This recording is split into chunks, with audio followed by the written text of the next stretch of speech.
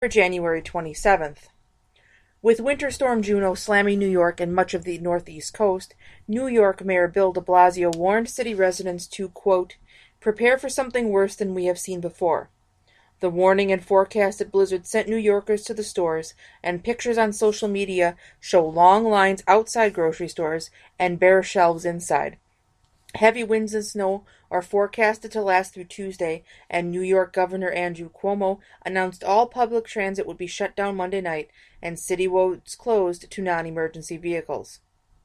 President Obama has often boasted of the job growth America has seen on his watch, and during the State of the Union address, Obama talked about 11 million jobs created, a claim that isn't entirely true, in the past 6 years. Now, research shows that 100% of the job growth in America over the last 8 years is thanks to the state of Texas. Texas is responsible for the 1.169 million net increase in total U.S. employment. The other 49 states and the District of Columbia have 275,000 fewer jobs than at the start of the recession 7 years ago. Texas job growth is booming, and one city, Houston, saw more job growth than the entire state of California over the same period of time. The Obama administration has released Ali Saleh Mohammed Khala Almari from a Colorado prison. Almari has ties to Al-Qaeda and the 9/11 mastermind Khalid Sheikh Mohammed. On January 16th, hours after his release, Almari was escorted by ICE agents to Denver International Airport for a flight to Doha, Qatar. In 2003, Almari was declared an enemy combatant by the Bush administration, and he was charged with providing material support or resources to Mohammed and other Al-Qaeda operatives. In 2009, the Obama administration ordered a review of Almari's detention in the Naval Brig, and Almari pled guilty to a charge of criminal conspiracy, receiving a 15-year sentence in federal prison. A judge then sentenced him to 100 months in prison, and Almari was released early for good behavior, having served roughly 87% of his sentence. New Jersey Governor Chris Christie has launched a political action committee in what is likely a first step for a 2016 presidential run. The PAC, Leadership Matters for America, emphasizes middle-class families and the importance of leadership. Christie also announced he will visit London in the coming weeks, an uncommon move for a U.S. governor, and another possible sign Christie intends to seek the Republican nomination. Christie would join Jeb Bush, Mitt Romney, and Senators Marco Rubio and Rand Paul in the pool of 2016 Republican candidates. This has been Amy Curtis with your Vigilant Liberty Radio News from Independent Journal Review for January 27th.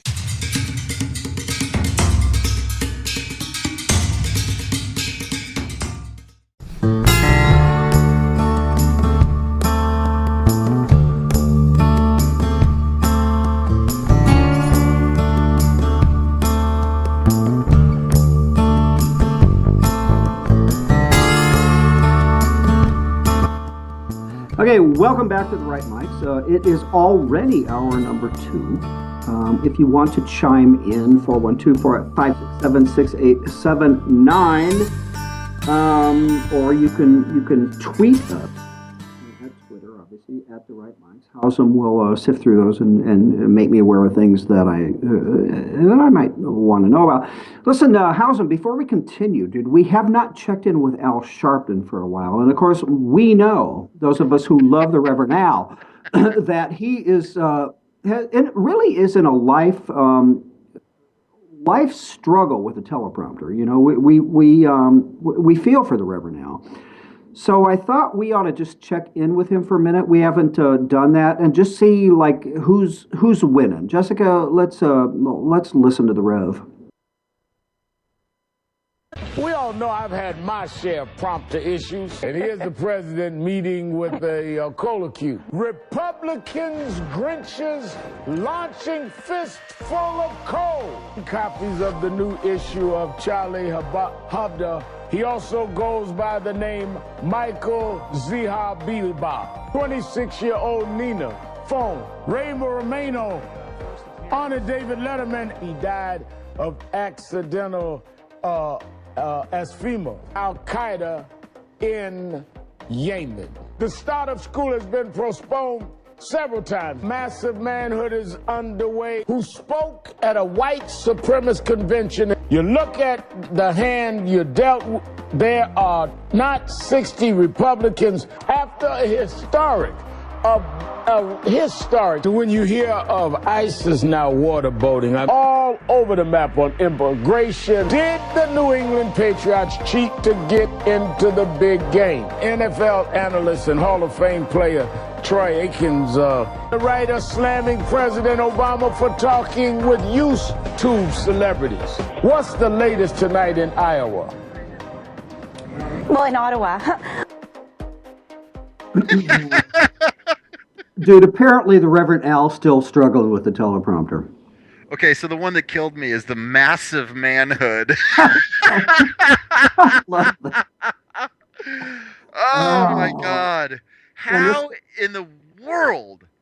I mean, obviously I know the answer, but that guy has a show is just incredible. Well, and not even that. I mean, how many times has this dude been to to the White House for dinner? The pictures of him and hanging all over each other. Sharpton coming out and announcing that he was part of the decision-making process, in picking an attorney general to replace Eric My People Holder. It's awesome, isn't it? It is. I just want to ask that. I want to find this out. How many times has Al Sharpton been to? It's astounding. I mean, the number's astounding. So this is as of December 23rd, 2014. Got this off of Twitchy. 81 times. Yeah, there we go. Your top advisor outside of government to Barack Obama. And of course, I put up a picture I posted on Facebook maybe this morning, maybe yesterday. I think it's maybe yesterday. Al Capone owed something like, I don't know, 15 grand or something in taxes, went to prison. Sharpton owes about $4.5 million to the IRS, and he goes to the White House. So Obama's America, dude. 81 times. So December. So this is beginning year 7, right? So that's 6 years, right? Yeah. So in 6 years, that's 72 months. So Sharpton's there about every 4 weeks, 4.5 weeks. Mm-hmm. Religiously, haha. So to speak. Yeah. Speaking of liberal idiots, by the way, Howard Dean weighing in on American Sniper. Oh my God! You just go ahead. Maybe man. this is a. You know what? Some of these things, dude. These might be real or onion. Okay. Anyway, go about what Howard Dean had to say, and I'm gonna mute my mic as I'm slamming my forehead into my desk. Go ahead. Well, obviously, being the far leftist that Howard is, not to mention insignificant, why he finds his way to TV or people write stories about him, I have no idea. But so he weighs in. He was on the January 23rd episode of Real Time with Bill Maher. He weighs in condescendingly and elitist as can be, by the way. There's a lot of anger in this country, and here he is making a declarative statement. And the people who go see this movie are very angry. I'm going to, and he says, and this guy, Chris Kyle, basically says, I'm going to fight on your side. So he continues by saying a majority of people going to see the movie are most likely belong to the Tea Party. I bet you if you looked across the section of cross section of the Tea Party and people who go to see this movie, there's a lot of intersection. Okay, that is conjecture, right? Okay, fine. He's wrong, but at least it's conjecture. But back to the first quote, it's declarative. The people who go see this movie are very angry. Now, Michael, I'm not going to speak for you. I don't think you're very angry. I know I am not, and I'm pretty sure the majority of the folks that I saw, and it was a large theater Saturday night, were neither Tea Party nor particularly very angry. But Howard is smart enough, is omniscient, to declaratively say, dude, the people who go see this movie are very angry. Well, a couple of thoughts to that. Number one is if they are all Tea Party people, that actually says a lot of good things about the country. Number one, because that Well, means it would. that means there's a lot more Tea Party people out there than I would have guessed. Number You're one. right. You're right there. And but in Howardville on Planet Dean, Planet Looney Tunes liberals, Tea Party is a four-letter word, right? So by Right. yeah, by suggestion, it's that the were there, and that's No, the only. that's it. Yeah, just very angry people and Tea Party people, which are one and the same on Planet Looney Tunes. That's who's supporting this movie to the tune of over $200 million in what, a week and a half or whatever. Right. Well, obviously, I'm angry, but it's more about the previously mentioned Keurig fiasco and trauma that the Earth is experiencing. Well, and if the Whole Food stores out of the particular flaxseed or whatever that you put on your cereal in the morning. I mean, I understand that part, but you're not an overall angry person who just wants to go out and kill people. No. And I find it interesting. Dean is making an issue of, obviously the Tea Party and how extremist they are and dangerous and blah, blah, blah. But, you look at these Tea Party folks and, yeah, I don't get the tri-cornered hat thing. But basically it's Ma and Pa America that show up at the mall, thinking about Glenn Beck's rally a few years ago. They show up at the mall, they leave it cleaner than it was when they got there, and they're basically just standing there with their hand raised in the air and essentially saying, hey, do you think we could spend less, and do you think we could have a little less of you in our lives, please? I mean, that's really what the Tea Party is all about. Well, it exactly is. And, with our pal like, Todd and others, when this charge, and I'm not putting this on Todd because I've never heard him say this, although I would not be surprised if he had, this common claim that Tea Party is racist. I would like them to outline that for me. But I would also, again, I mean, Tea Party aside, back to this declarative statement by this knucklehead clown, where does he come up with that? The majority of what is he? No, the people, not even the majority. The people who go see this movie are very angry. Where the hell does he get that? Absolutely no idea. Connected to that, Gary Sinise responded to it. Noted Hollywood conservative. He's the guy that was part of starting the Friends of Abe, the conservative group in Hollywood. It was yesterday morning, he tweeted a response to it. And let me read you what Gary Sinise had to say, because it's absolutely perfect. Lieutenant Dan, obviously, among other things. To Howard Dean, I saw American Sniper and would not consider myself to be an angry person.